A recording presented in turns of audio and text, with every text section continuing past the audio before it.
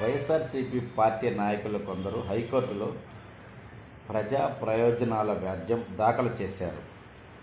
అంటే ఈ సోషల్ మీడియాలో ఏదైతే పోస్టులు పెట్టారో అసభ్యకరంగా మహిళలపై, వారందరిపై కూటమి ప్రభుత్వం కొరడా జులిపించి అరెస్టులు చేస్తుంది. ఈ అరెస్టులపై ప్రజా ప్రయోజన వ్యాజ్యం దాఖలు చేశారు. హైకోర్టు స్పందిస్తూ, ఈ అరెస్టులు అనేది మేము ఆపలేము,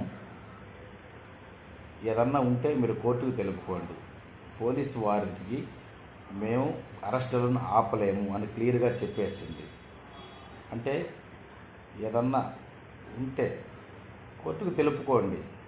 అదే కూటమి ప్రభుత్వం అరెస్ట్ చేసినప్పుడు అసభ్యకరమైన పోస్టులు స్క్రీన్ షాట్ తీసి జడ్జిలకు కూడా చూపిస్తారు కదా, మరి దానికి సమాధానం ఏం చెప్తారు?